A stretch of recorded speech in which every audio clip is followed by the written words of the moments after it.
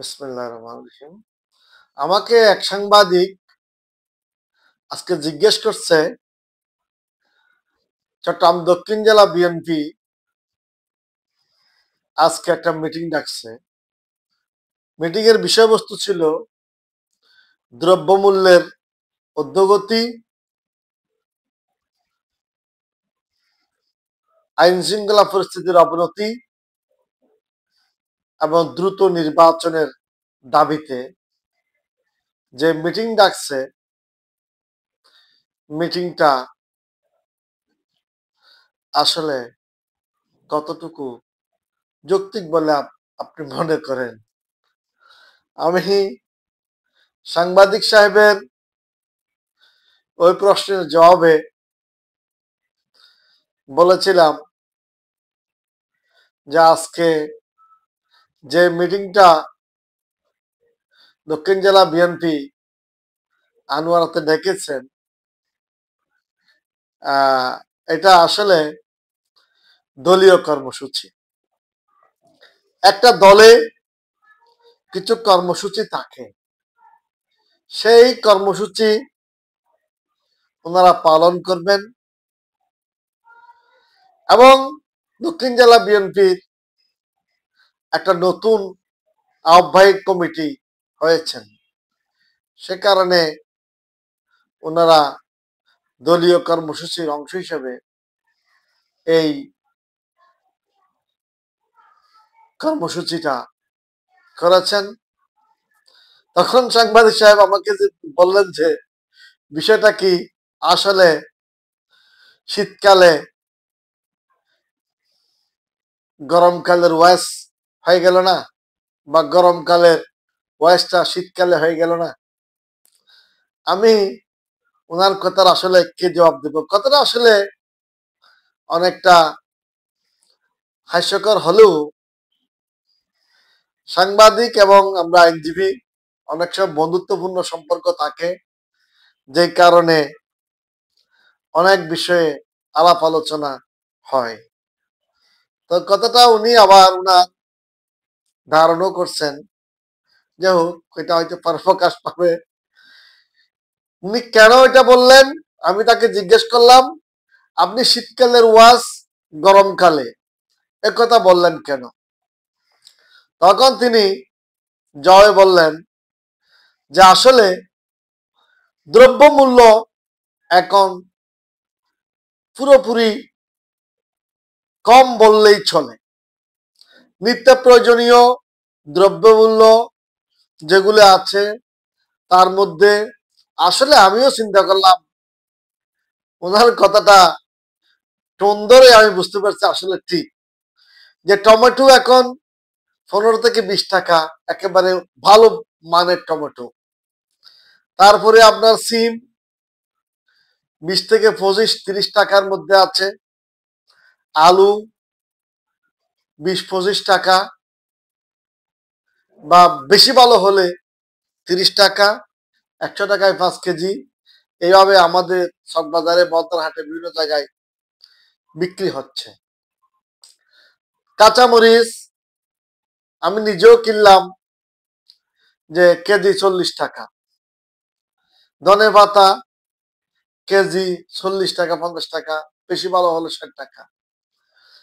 তাহলে সবজির বাজার সম্পূর্ণরূপে এখন মানুষের ক্রয় ক্ষমতার মধ্যে, নিয়ন্ত্রণে আছে। পেঁয়াজ 200-250 টাকা হয়ে গেছিল, সেই পেঁয়াজ এখন 60-70-80 টাকা। তাহলে দ্রব্যমূল্যের ঊর্ধ্বগতির বিষয়ে মিটিং ডাকাটা কি যৌক্তিক মনে করা যায়? আসলে সাংবাদিক সাহেবের প্রশ্ন কে জবাব দিব? আমাদের নেতারাও অনেক সময় এই বিষয়গুলো বলে ফেলেন, কোন সময় কি হবে, কোন সময় কি বলতে হবে, তাও চিন্তা করতে হবে। হয়তো দ্রব্যমূল্য ঊর্ধ্বগতির বিষয়টা বাদ দিলে অন্যান্য দাবিগুলো ওনাদের কাছে বা আমার কাছেও যৌক্তিক মনে হতে পারে। একটা রাজনৈতিক দল যে কোনো সময় যে কোনো ভাবে মিটিং করতে পারে। এখন আরেকটা বিষয় আনছেন যে আইন শৃঙ্খলা পরিস্থিতির অবনতি। আইন শৃঙ্খলা পরিস্থিতির কি এখন অবনতি হলো বিএনপির জন্য?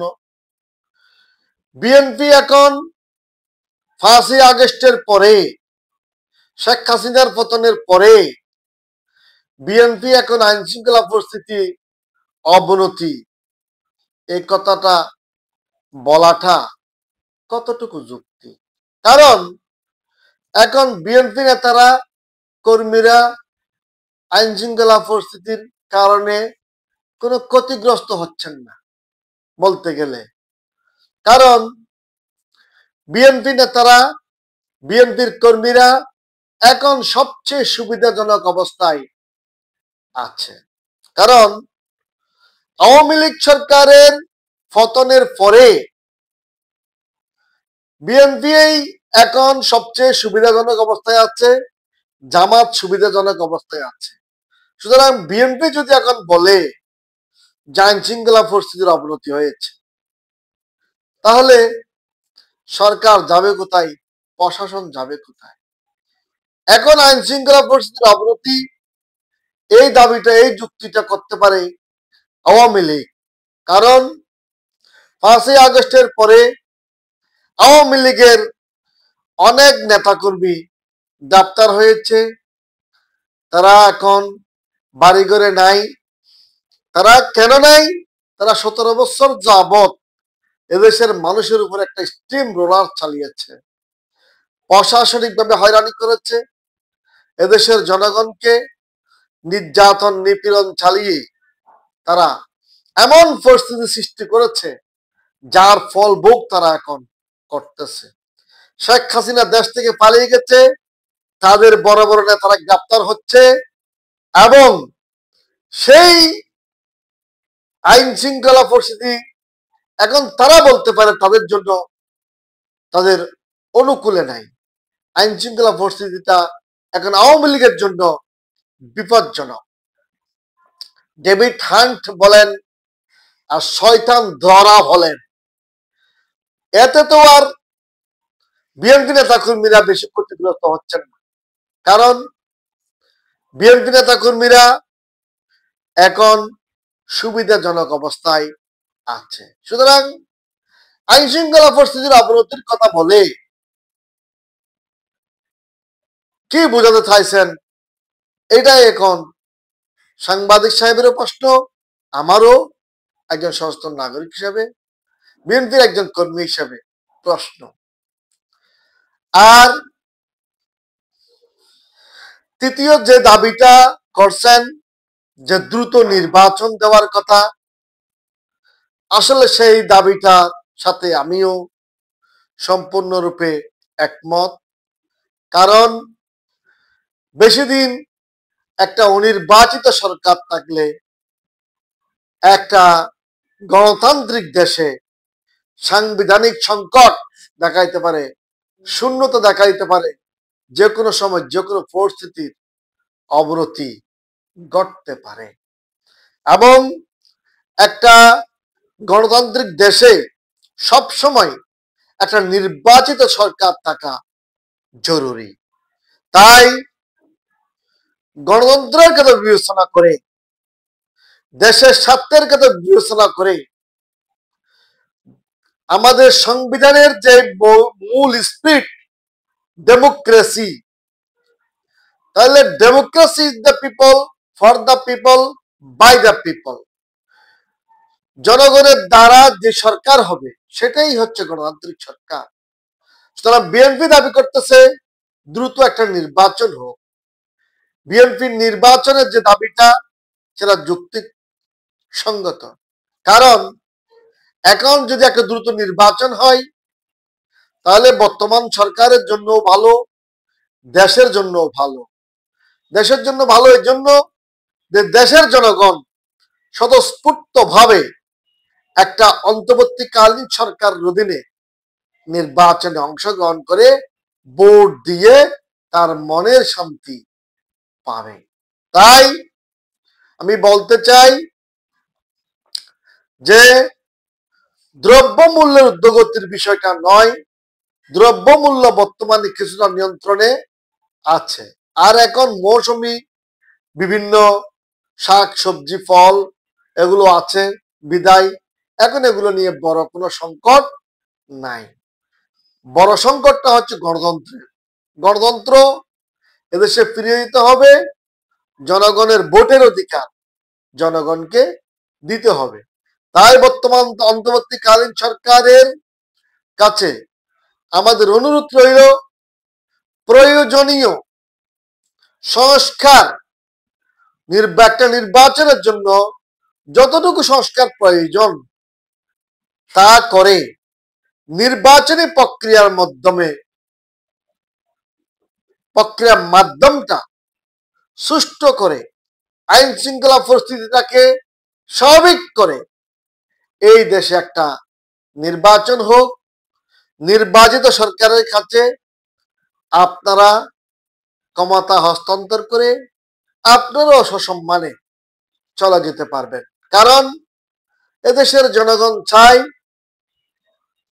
যে 17 বছর যাবৎ তারা যে ভোট দিতে পারেন নাই, এই ভোটটুকু একটা ভোট দিয়ে তাদের নির্বাচিত সরকার প্রতিষ্ঠা হোক, এটাই জনগণের আশা, এটাই আমাদের আশা, সকলের আশা।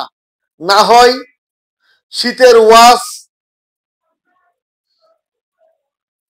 ওয়াজটা গরমকালে হবে, গরমকালের ওয়াজটা শীতকালে হয়ে যাবে। কারণ মানুষ যখন তার মূল বিষয়টা থেকে সরে যায়, এখন মানুষ যখন গণতন্ত্র চাচ্ছে, গণতন্ত্র যখন পাচ্ছে না, বিএনপি এখন নির্বাচন চাচ্ছে, নির্বাচন যখন হচ্ছে না, তখন তারা নিয়ে আসছে কি দ্রব্যমূল্যের ঊর্ধ্বগতির বিষয়টা, নিয়ে আসছে আইন শৃঙ্খলা পরিস্থিতির বিষয়টা। তাই কোন সময় কোন দিকে মোড় নেয় এবং কোন কথাটা কখন বলতে হবে সে হিতাহিত জ্ঞানটাও অনেক সময়ে স্বাভাবিকভাবেই হারিয়ে যায়। তাই আমার রাজনৈতিক নেতৃবৃন্দের কাছেও আমার অনুরোধ রইল যে আপনারা যে সময়ে যে দাবিটা উত্থাপন করলে পরে সরকার মেনে নিতে পারবে, জনগণের জন্য সুবিধা হবে, আপনাদের জন্য সুবিধা হবে, সেই দাবিটুকুই আপনারা করবেন। ধন্যবাদ সকলকে। দেশ এবং জাতির উন্নতি কামনা করে আমি বিদায় নিলাম। আমি এই লাইভে আসা বক্তব্য দেওয়ার মূল কারণ হলো সাংবাদিক সাহেবের প্রশ্নের জবাব আমি তাৎক্ষণিকভাবে আসলে একজন দলীয় কর্মী হিসাবে দিতে পারি নাই। কারণ আসলে তো এখন যে বিএনপির জন্য আইন শৃঙ্খলা পরিস্থিতি খারাপের কথা বলাটা যৌক্তিক নয়। কারণ বিএনপি তো এখন সুবিধাজনক অবস্থায় আছে এবং দ্রব্য মূল্যটা এখন অনেকটা নিয়ন্ত্রণে আছে। তাই দ্রব্য মূল্যের বিষয়টাও এখন এনে আন্দোলন করাটা, সে আন্দোলনটা শীতের ওয়াজ গরমকালে হয়ে যাবে, গরমকালের ওয়াজ শীতকালে করে একজন মৌলভী সাহেব যেমন সারা রাত শীতে কষ্ট পেয়েছিলেন, আমি চাই না আমাদের দেশে বৃহৎ রাজনৈতিক দল বিএনপি সেই গরমকালের ওয়াজটা শীতকালে করে আবার দেশে একটা অস্থিতিশীল পরিস্থিতি হোক এবং একটা দেশে সুষ্ঠু নির্বাচন বিঘ্নিত হোক। তত্ত্বাবধায়ক সরকার, মধ্যবর্তীকালীন সরকার যে আছে, ওনারা যেন বিএনপির উপর আবার কেঁপে না যায়, কেঁপে গিয়ে হয়তো আবার এখন তো আওয়ামী লীগ ধরতেছে, আবার বিএনপি দ্বারা যেন শুরু না হয়। বিএনপি দ্বারা শুরু হলে তখন পরিস্থিতি আবার ভিন্ন রূপ মোড় নেবে। এখন ডেভিড হান্ট নামে যেটা শুরু হয়েছে, এটাতে অনেক ক্রিমিনালকে ধরা হচ্ছে। রাষ্ট্র চাইলে যে কোনো সময় যে কোনো ভাবে যে কিছু করতে পারে। প্রশাসনিক যন্ত্র, আজকে দেখলাম একটা পত্রিকায় যে একজন লোক আসছে ঢাকায় চাকরির জন্য, তাকে জঙ্গি নাটক সাজিয়ে তাকে জঙ্গি বলে জঙ্গি হিসেবে গ্রেপ্তার করে হত্যা করা হয়েছে। তাই 17 বছর তো আপনারা অনেক কিছু দেখলেন, আমরা অনেক কিছুই দেখলাম, অনেক কিছু হলো। সরকার চাইলে প্রশাসন যন্ত্রকে ব্যবহার করে যে কোনো ভাবে যে কোনো কিছু করতে পারে। তা আমি মনে করি সবাই এই বিষয়ে সচেতন হবেন, যে যাতে করে এদেশের জনগণের উপরে আবার কোনো স্টিম রোলার চালু না হয়। ধন্যবাদ সকলকে।